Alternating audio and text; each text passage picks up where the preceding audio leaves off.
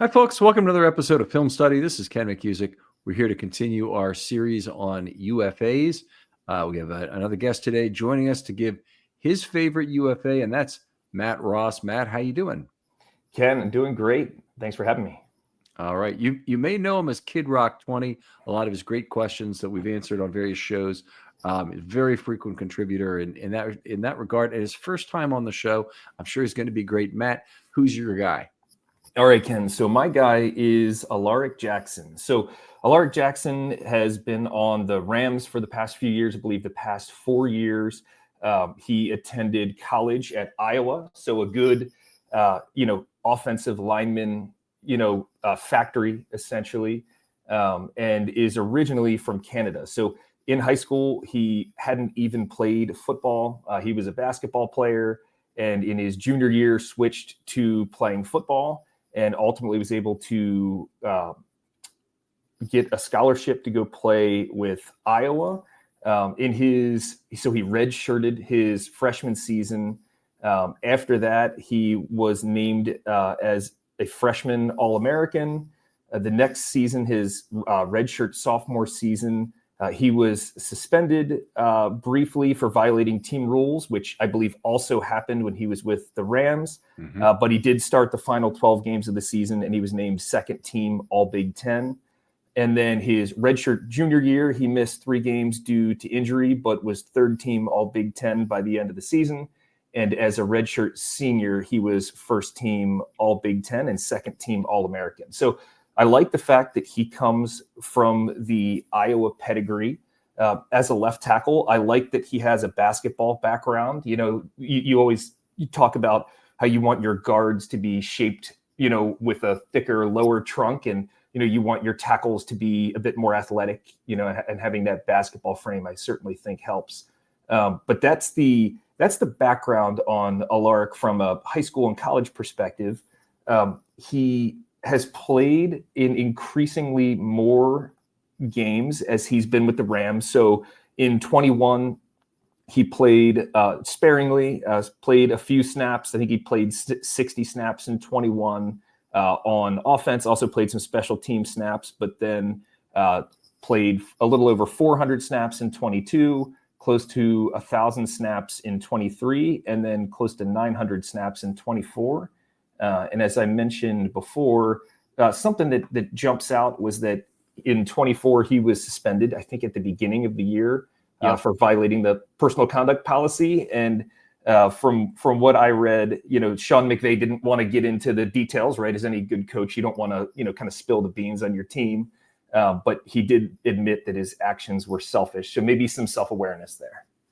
Yeah, the league was involved, and neither the team nor the league was specific about what the personal conduct policy was. Obviously, the Ravens would have questions about that if there was domestic violence included, but I don't think that was likely the case with a 2-game suspension. I think it would have been worse than if it were some sort of domestic violence issue. But he did something stupid, and it caused him to be lost to the Rams for 2 games. Right, and lost 2 paychecks, right, which hurts when you're 25, 26 years old, right? Sure. At any age, I think it probably hurts in terms of losing 2 NFL paychecks. So, but there's no doubt about his pedigree or his size. By the way, this is funny. I'm looking at PFF here. It lists him at 6'7", 285. This guy doesn't weigh 285. He weighs about 345. He's enormous. He's 6'7", and is an enormous man. So it's not a I don't know where they got that weight from. Maybe out of the Iowa Hawkeyes freshman yearbook or whatever. Maybe it was his birth weight. Yeah, I hope not. But you never know. But definitely one of the truly fine combination blockers. Both meaning combination blocks means something else, of course, but pass blocking or run blocking that it gives you. Would be a big swing, I think. And I know this personal conduct thing has a lot of lists of him lower in terms of his, free agency pedigree. For instance, PFF had him at, I think, somewhere in the 40s, and they had Trey Smith, for example, at number 2, right? Which was surprising to me. Right. And the Athletic had Ronnie Stanley as the third overall free agent, and they had Alaric at 39. So, is there an opportunity? Obviously, we want Ronnie signed, right? So Ronnie's the elephant in the room for the offseason. He's really going to drive a lot of the plans with how much money do they have in upcoming in the future, and where they really allocate the precious few dollars that they have remaining. And he also happens to play one of the absolute most important positions right outside of Lamar Jackson. Left tackle is certainly right up there at the top. So figuring out what we do here is obviously paramount, and based off what EDC said today at the combine, definitely seems like they want to re-sign him. But my fear, Ken, is with Ronnie, there are some teams that have an egregious amount of cap space. And if I'm Ronnie, and it's kind of hard to narrow down or pinpoint the market value, right? Because you've got the number of years and you have Ronnie's age and injury history. So I think it's difficult to speculate, although it's fun to. One of the things I worry about is, say EDC picks a number that he thinks is Ronnie's value. He might be trying to get a hometown discount, maybe to the tune of $1 million, maybe $2 million a year, but that's not going to be easy to get. But then what you have EDC peg as his market value, you might have another team like the Commanders or one of these other teams with a ton of cap space come in and say, I've got millions to play with this year. I can only get so many people in here. If I can bring in a very solid, I wouldn't say elite, but a very solid left tackle, I'm willing to pay market value AAV plus $3 or $4 million, because getting a piece plugged in on my offensive line is that important. So that's my fear. Is I think some people are a little bit hung up on the hometown discount. I'm more worried about the other players in the market and how much more above market are they going to go. As you saw, I believe it was last week, they announced that the salary cap was going to be, what was it, like roughly $7 million higher, give or take, maybe a little more, maybe a little less, but roughly $7 million more. That's just more money that some teams, I'm not even sure if they're going to be able to spend it, right? So they're really going to be hunting hard for some of these good players. Yeah, in terms of marginal dollars, or the last poker chip often you have in a tournament is worth more than any other chip that you have, because it keeps you alive. The last dollars of cap space are worth more. So it was actually a good deal for the Ravens to have a cap increase, but it does certainly inflate what salaries will be potentially out there for top name free agents. I hope Ronnie values being with a winning organization, being with the Ravens, the stability of playing with Lamar Jackson and being with an organization he loves, perhaps even the long-term future of what it means. Because if he signs this contract with the Ravens, it almost certainly means he's going into the Ring of Honor. I would think that he's not a sure thing out right now to make it, based on the kind of the it's not poor performance. That's not the right word, but the injury history he had over his second contract is not a good one. If he were to sign this one, I think he certainly has been an enormous contributor to the Lamar Jackson era, as well as before that, of course. And I think he's clearly in the Ring of Honor. Whereas Mark Andrews, on the other hand, I think is already in the Ring of Honor, whether he plays another down for the Ravens or not. Yeah, certainly agree. And I would, it's hard to say that you want to move on from Stanley. You get to the point where if you're thinking emotionally and not logically, right, which, for some of us, you're thinking more one side or the other, you really want to win a ring with this group of guys. And you really want to try to bring home that ring for that core that Ronnie's certainly a part of. But when you take the emotional piece out of it, and then you go to the logistics, the nuts and bolts of the salary cap, and not only the salary cap, the roster only has so many roster spots on it. So, you need to really value that. And EDC does. Clearly, most of the moves he makes, almost all the moves he makes, you can see what he truly values. And, I wonder if moving off of Ronnie, is this a bit too soon at the age of 31 with, a bit of an injury history? Or, could he really give us another 2 or 3, maybe 4 more solid years, even if you're looking at, how you would grade it at maybe like C+ to B- play, right? That would be supremely valuable for a team with Lamar. I guess my question for you, Ken, when it comes to Ronnie and Alaric Jackson here, Do you feel any sort of need to get younger or desire to get younger and to move to someone like Alaric, who would be, I think he's turning 27 in July this summer? Do you feel more the need to go bold and move on from someone like Ronnie, or do you think that Ronnie fits in well enough with the offense? He knows what we're doing. He knows Lamar, the bump pressure Lamar plays well off of. That's right? a good point. So with that being said, is Ronnie better just because he fits in the offense and we know what he's doing? Or do we try to, like you said, maybe take a big swing, go bolder, get younger, and maybe bring in someone who not only is a pretty good pass blocker, but I think would be a step up in the run blocking direction? Right. So I don't know if Alaric Jackson gives you anything close to the same kind of athleticism that Ronnie Stanley gives you in level two when Ronnie Stanley is healthy. Okay. So Alaric Jackson certainly is, I think, a bigger, more physical offensive lineman in a lot of ways. Stanley's got some length as an advantage, but Alaric Jackson has played well with the length he's at. He's 32.5 inch, which would normally be that. I wouldn't look for that kind of a player in the draft. It's very unusually short arms for a guy his height. He's usually looking 34, right? 34 and up at left tackle. Yeah. So anyway, with Alaric Jackson, he's played well at the NFL level, and I'd be very happy to get him. I think getting 4 or 5 years younger at the position, I guess it's 4, is exciting in terms of the contract value. On the other hand, I think it's just my feeling Alaric Jackson is going to be much more expensive than Ronnie Stanley. We'll see if it's an extra $6 million a year or something that somebody ends up paying him. I'm having trouble assimilating or reconciling how he's rated among all free agents versus what I think his market value is likely to be. So I guess we'll see this play out.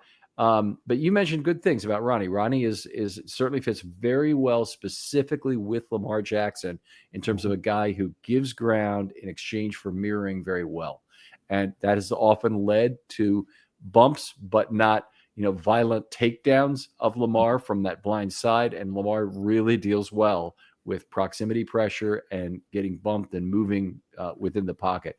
As long as he's not getting thrown to the ground, it's a good thing. So personally, I think it is the right player at the right price. I would expect to pay less for Ronnie Stanley. If they were the same price, I'd probably take Alaric Jackson. Yeah, I was thinking the same thing too, Ken. Through looking and doing some research and looking at different sites, it seems like Ronnie is rated very highly across the board. And it seems like Alaric is buried a little bit in there. And I wonder if you can get a little bit of efficiency with the fact that he's not as big a name. He's had some issues with suspensions, both at Iowa and in LA. Is there a way to get him a bit cheaper? I would think that with all of the smart people analyzing all the film and all the tape, it's pretty hard to slip through the ranks, especially as a left tackle. You know what I mean? Like that's probably wishful thinking. Oh, this very solid 26, 27-year-old left tackle is going to slip through everyone's scouting and going to be able to come to us for a great price. Probably doesn't seem all that realistic. I just am very hesitant to overpay for Ronnie. And like you said, it's right player, right price. You really can't get married to one player versus the other. You need to see how the market shakes out. I will say this team is good enough, where you could almost run it back again and have a really darn good team. I mean, you could, right? That could have a really good chance at competing. I think they were one of the best teams ever if you look at, DVOA and some of the historic metrics and such. More concerned about, signing some of the folks like Travis Jones, Isaiah Likely, et cetera, longer term. But in the short term, Ronnie at left tackle is truly that big hole that we have. Right. I'm not very thrilled about going into the year without any of that and saying, okay, we're going to move Roger to left tackle and we're going to draft right tackle or maybe try to pick someone up off the scrap heap. I don't really want to take a step back from offensive line play perspective. And so, is it that right player, right price? Could we get him there? The question for you, Ken, is my thought without actually crunching some of the numbers behind it is that Lamar's play is so incredible that the players around him all grade higher than if you were just to place a league average, 15th ranked quarterback, maybe like a Kirk Cousins or something back there.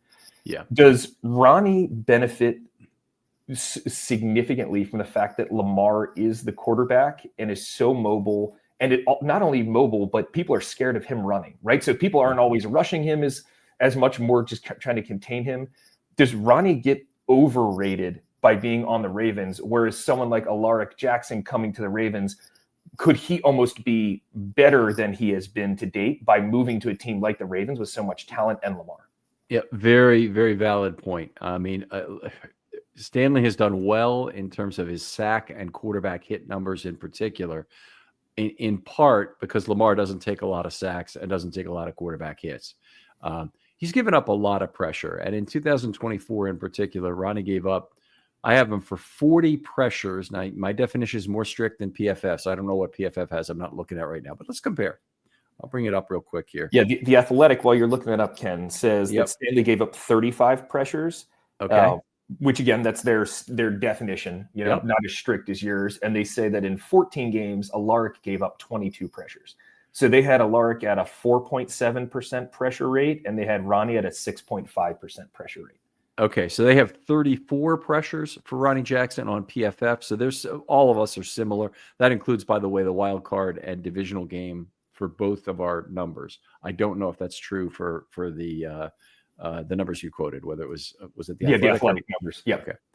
Okay. They have, now this is where we differ. They have them only for 4 quarterback hits. I assign them differently, including fractional responsibility for a quarterback hit that his pressure initiates, but somebody else gets the takedown.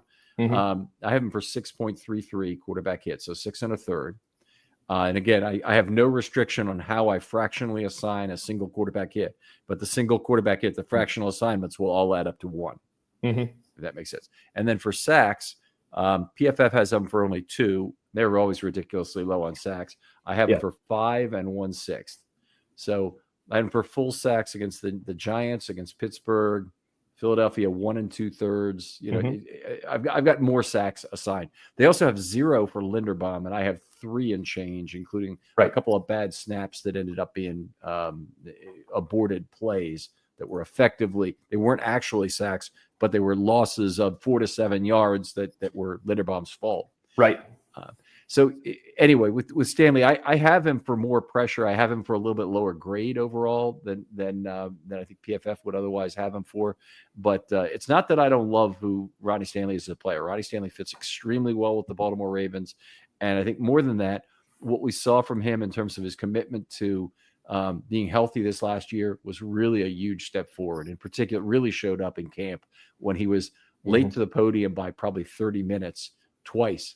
Because he has a routine after practice that he goes through. And, as a fan and analyst, I really value that a lot more than the chance to interview him. Yeah, for sure. Yeah, that definitely makes sense. I think that it's so hard to move on from Ronnie, but it might be something that you have to do. Right player, right price. It's funny when you mentioned Linderbaum. I've kind of gone back and forth with you on Twitter a little bit. I think we maybe share similar opinions. Great player. I just don't think Linderbaum's an elite player. And I feel like he struggles against big, powerful defensive tackles. You could say everyone does. But I still hesitate to, if I'm thinking Ronnie Stanley versus Alaric Jackson, if I'm thinking the offensive line, I'm thinking the future and where we allocate the dollars, right? The finite dollars that we have. I'm really struggling to see if Linderbaum is probably going to be 17 to 20 million is probably going to be his AAV for market value, maybe 15 to 20. Yeah, I'd hope a little bit lower. I mean, I think 4 at 64 is the number I'd be comfortable with. Right. But if he really wants 20 million, I mean, first of all, you can't. There's no opportunity to give Linderbaum the 5th-year option because it's 25.8 million. Is the highest single value in the entire 2022 draft class, even higher than Hamilton. Hamilton is the 6th highest, and Linderbaum is the absolute highest because he's gonna be grouped in with left tackles in terms of the payment. So you can't give him the 5th-year option. But the effect of that is that if you don't sign him by May 2nd, you have to give him some very bad news. Right. And then with every week of the season that passes, his leverage increases dramatically. Of course, if you give him the $25.8 million guarantee for 2026 on May 2nd, then his leverage tremendously increases in the negotiation as well. But he might say, well, I could play 1 year at $25.8 million, and then I'll hit free agency. It's neither way is a. Didn't you know it's possible to get THC shipped right to your door? Mood delivers premium 100% federally legal THC directly to you.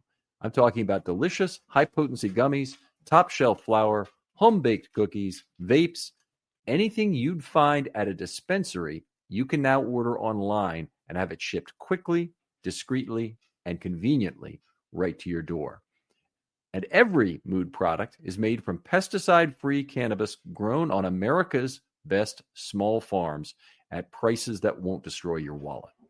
Best of all, not only is every Mood product backed by a 100-day satisfaction guarantee, but as I mentioned, listeners get 20% off their first order with code RAVENS. So head to mood.com/ravens, check out their online dispensary, and let Mood help you discover your perfect mood.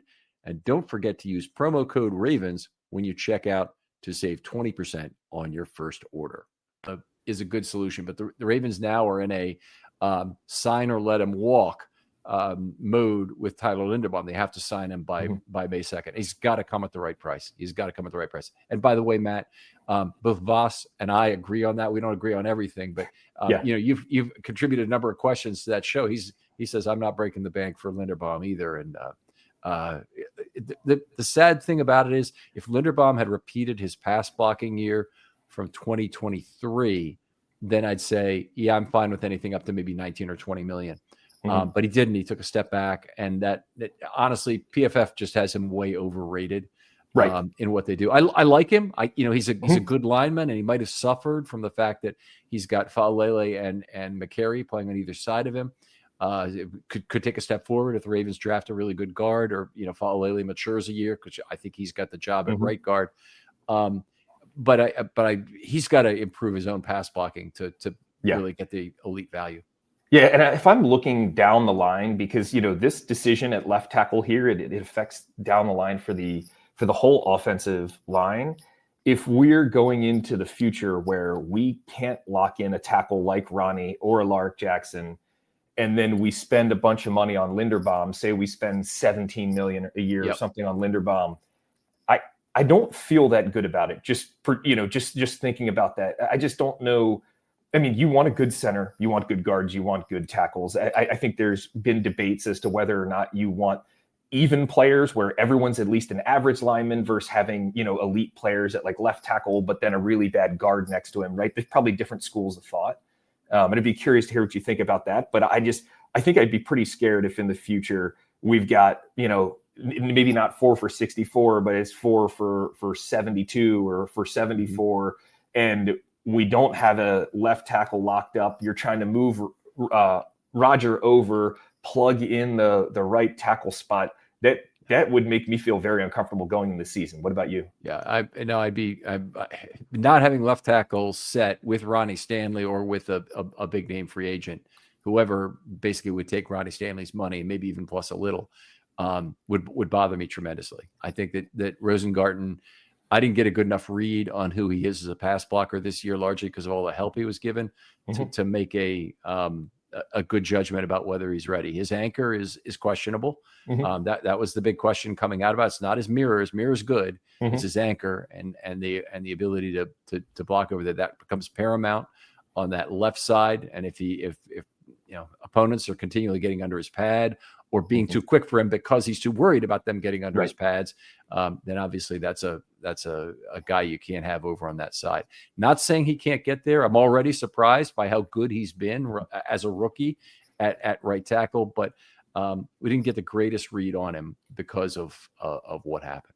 Yeah, and you have to hope he can put on a little beef in the offseason, right? Everyone kind of jokes about that, right? You get the whole offseason to do it. So hopefully he can build on that anchor. But I don't know if he's ever going to get to be a player with an impressive anchor. If he can just kind of get it in the middle and be able to use his, quick feet and mirroring ability to play, hopefully he'll be able to play left or right at that point.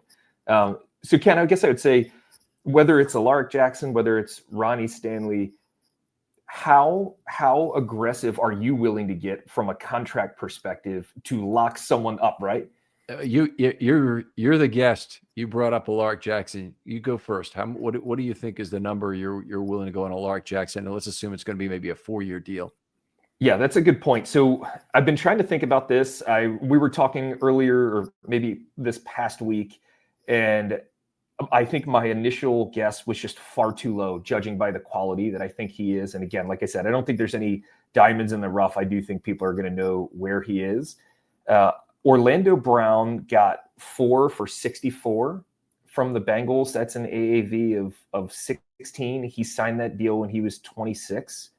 Do you think something like 4 for $70 would fly here, or is that too pricey for you, or do you think that doesn't even come close to getting what he needs? I think it's too low. I think Ronnie Stanley will be something like 3 for right around 60. I think we're looking at Alaric Jackson being something like 4 for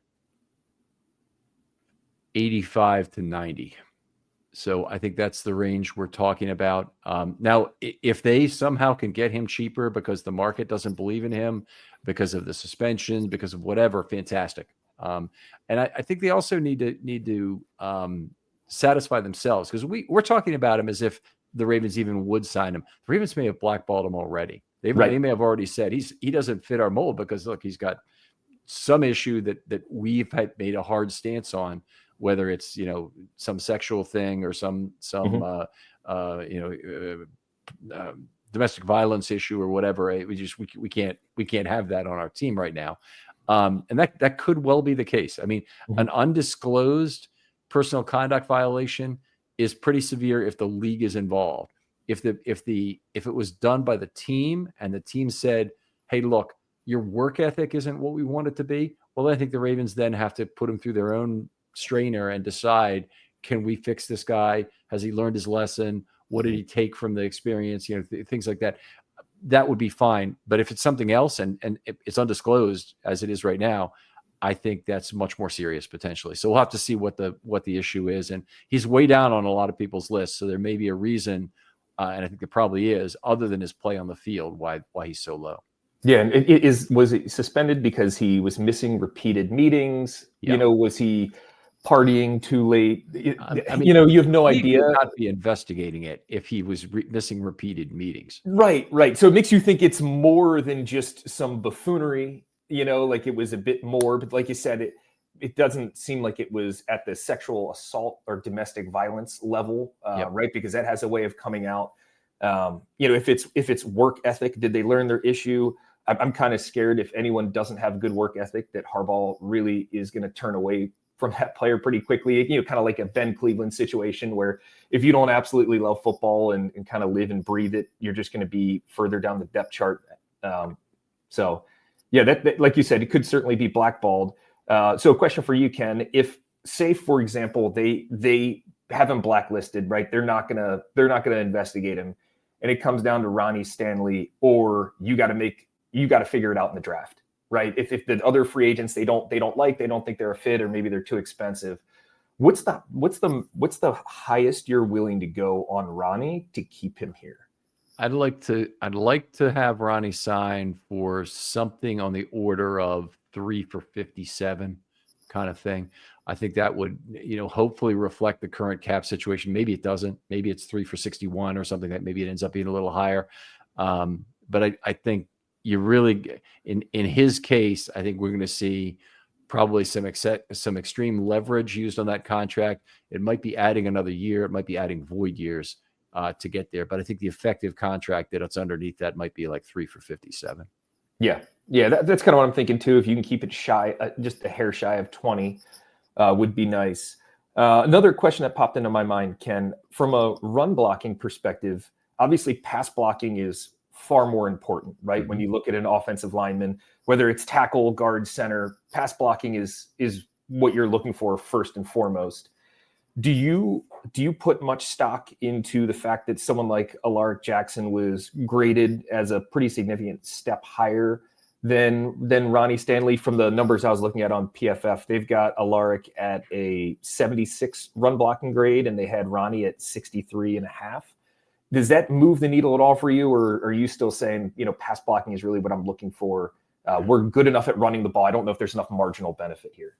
I mean, that would be the question. I have not looked at Alaric Jackson and tried to score a couple games of his, so we'll start with that.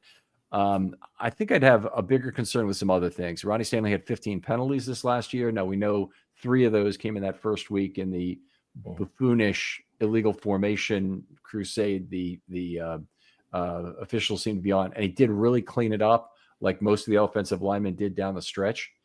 So that's good, but that's a significant concern. That was a fair number of points he lost on that. His missed block percentage is fairly high, 92 out of 1141, as I have it scored or missed. Linderbaum was 95 out of 1148, though. So that's both those percentages are pretty good, right around 8% each. 3.5 penetrations allowed by Ronnie. So that's a run plays he allowed for loss. Linderbaum had 6 1/3. So I don't know that I'm really concerned about Ronnie's run blocking all that much. And I think we saw a better Ronnie Stanley in terms of being out there in space. I'd be potentially excited with the ability of a Alaric Jackson to get out in space and not to get out of space, to move people off the line of scrimmage, particularly on combination blocks. So you'd have that. But I'm not. I don't have a strong feeling about how much better a run blocker that Jackson is than Stanley. He does have the better body for it. Right. Who on our line really has that ability to move people off the line? Right. Obviously, Faalele's got the size and the space, and just by him leaning on you, right? It's going to push. But Rodgers slight. Linderbaum is more athletic and quick. McCary or Voorhees, they're both more slender, right, in terms of offensive linemen. And then Ronnie is more of like that athletic basketball type. Do you think that having more run blocking mass and power would help, or it's not that important to you overall, even outside of left tackle? Multiple body types are good, and it's really good to have big, small next to each other for combination block purposes. So the combination of Linderbaum and Faalele is a good one, both for leaving Linderbaum or Faalele on the back end of a combination block. So if whoever you've got staying behind is going to be more advantaged by the fact that it's a double team, if there's a big and small situation, getting one big body out of 2 is fine.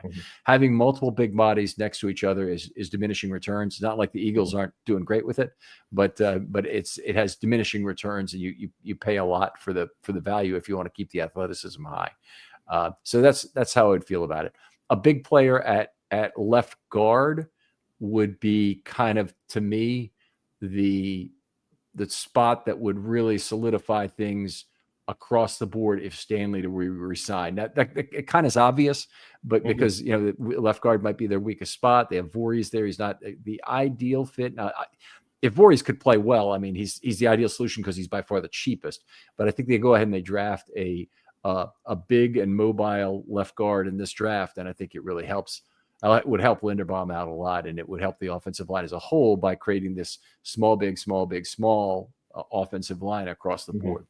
Yeah, for sure. And, from thinking left guard from a Patrick McCary standpoint, it seems like he's technically a very good guard, right? Had the penalty issues in the beginning of the season. Seems like you said, the whole team really cleaned up the penalty issues, which was welcome. Just doesn't necessarily seem like his body type fits. If you have Ronnie, McCary, and Linderbaum, you definitely want some beef in the middle of that, like you said, so you can kind of get that alternating benefit. Yeah, they had that with Ben Grubbs. They've had that with other guards in the past. So with Kalachios Emily in a big way. So anyway, I'd be hopeful that they can find that guy in the draft. They're very good at picking guys in the mid round. It could be a case where Voorhees has the job for one full year at least. The offense may sputter a little bit because of it, or Voorhees may turn into a swan right away and be exactly the kind of player you want there. So we'll see how that works out. And then I think it will not hurt them at all to have an extra interior offensive lineman who can really play if they draft a guy and he's ready to go in either 2026 or even 2027. Yeah. Do you put any stock into Nick Samak? I know that he was, most or injured a little bit in camps. They didn't get to fully see him, I believe, and then he was inactive pretty much the entirety of the season. Were you even able in preseason or in training camp able to see anything that would jump out to you that would think that he could be serviceable, or is that just too hard to judge? My recollection was that he was okay during the preseason, but honestly, against the players he played against, we wouldn't have anything to go on. Right. I don't think we know anything about him. I don't think it would be a big deal in either direction if he were on or off the team. Mm-hmm. But I think the Ravens, they're going to have a lot of turnover anyway. I guess I'd prefer if he were around this next season. So I'm not sure if they go after a center, but it is a possibility. If this is what you're hitting at, that the next guy they get, or the guy they get in the draft, is a guard center combo, a guy they really are looking at that maybe he can play center, and not a bad idea at all. Right. Do you think the bevy of 6th round picks that they have, do you think you can get a serviceable offensive lineman at any position, even center guard there? Or do you think that typically you're going to have to go much higher in the draft to get the size, weight, arm length, skill that you're looking for? So there's a lot of tackles still available in the 6th round who can't play tackle. And there's some guards who didn't do it in college, but the guys you typically have are guys who are converts to the inside, who really have already kind of proven they can't play tackle. And then people move them other places. Ryan Jensen, perfect example, a tackle who moved to guard and then to center. And ended up having all the size you'd ever want out of a center, makes a big, has a big contract, moves on to the Tampa Bay. I think, that kind of a player is available. They're hard as hell to identify, but the Ravens have proven themselves very good at it in the past. So yeah, I think you can. Rick Wagner, I think, was a 5th round pick. They've had a number of guys they've gotten in the rounds 3, 4, 5, and 6 on the offensive line who've been extremely good. And when they've reached, they don't always get 100% of the value that you expect. Ben Grubbs was a good 1st round pick at number 29. I'd have much rather have Staley, the left tackle, end up with the 49ers, who went at 28. And didn't you go berserk when that happened, Ken? Yes. So the story well. Anyway, so yeah, I'm the same way when I'm watching the draft. It's do or die. Like a lot of people, I don't care about the draft. The only thing that matters is the big name players. That you have the jerseys for and such. And I always say you never know what pick in the 4th round ends up providing you value so far higher than where that person was picked. And when you look at these teams that are really good, you see, wow, they really have harvested, including the Ravens. They've harvested a ton of value from the draft, and that's really where you need to hit it. And one more question for you, Ken, if you don't mind. The Jedrick Wills, the much maligned or often maligned, I don't really even know the right way to describe him, former left tackle for the Browns, is a free agent. Do you see any possibility of bringing someone that has enough youth and say, hey, we have a good team, we have a good offense, we've got our offensive coordinator, we've got our quarterback, we've got our center, et cetera, right? You have a lot of pieces coming here. If you want to have a successful career in the NFL, you can come here and rebuild your reputation. Do you think that there's anything to that? Or do you think that maybe from what you've seen, his play is so poor that you wouldn't put any stock in bringing him back, essentially? I mean, he hasn't been in a bad offensive line situation with the Browns. He's been in a good one, right? Yeah, Joel Bitonio next to him, and Posick, the center, is good as well. It's not a bad situation as well at all. And if you can't make it work there, and he's had kind of a ski slope of a career in terms of his ability to even stay on the field. I mean, snaps have gone down pretty much year over year. I wouldn't be excited about him at all. If he was to be signed, he'd be like the Josh Jones signing from last year, a second set selection. By the way, I think re-signing Josh Jones is important for this team. Do you think $5 million a year for Jones? Yeah, that's the high end of what I'm paying. He still hasn't played, so you've got that going for you that he's got a little bit of time at guard, a little bit of time at tackle, but he hasn't really played very much. So he's still kind of working under the stigma of what happened in Arizona. And I think you get him reasonably cheap. I think you shouldn't have to pay a lot. I don't think there's anybody looking to pay him. In fact, I think people would be more likely to pay a player like Wills, who's had a fair number of starts at left tackle, over a player like Jones, who doesn't really have any pedigree for NFL success. Yeah. Jack Conklin excite you on the right side at all? If, say, you can't get anything on the left and you got to move Roger over to the left, is that too many injuries? He is, as far as I know, he's still signed unless the Browns released him today. But I do expect the Browns to release him. Yeah. They have very few avenues to improve cap. The Browns are probably trying to trade him at this point, and he might have just a little bit of trade value. Maybe somebody will give you a 6 for him. But no, I'm not that excited about Jack Conklin. I know obviously he's an older player now, and I actually don't know what age he is, but I wouldn't be that excited about it. Yeah, it's tough at the bottom of the barrel with offensive line, and you know, just the quickest way. I mean, we saw the Alejandro Villanueva, right? Yeah, still having some value at that age was pretty ridiculous. All right, we have to wrap this up. Unfortunately, we've gone 40 minutes. I do really appreciate it. Matt, tell folks where they can talk football with you online. Yeah, you can find me on Twitter, KidRock20. All right, outstanding. Other folks out there, if you'd like to be on one of these shows, hit me up. DMs are always open on Twitter. If you have a big name in particular, DM me quickly, and I'll move you to the front of the queue in terms of when the thing is put out. We've got some safeties and whatnot that won't be gone in the first couple of days of free agency. Those can wait a few extra days to actually be posted. But if you want one of the big names, I'll need to hear from you pretty quickly. Matt, thanks again for coming on. All right, Ken, thank you. And we'll talk to you next time on Film Study.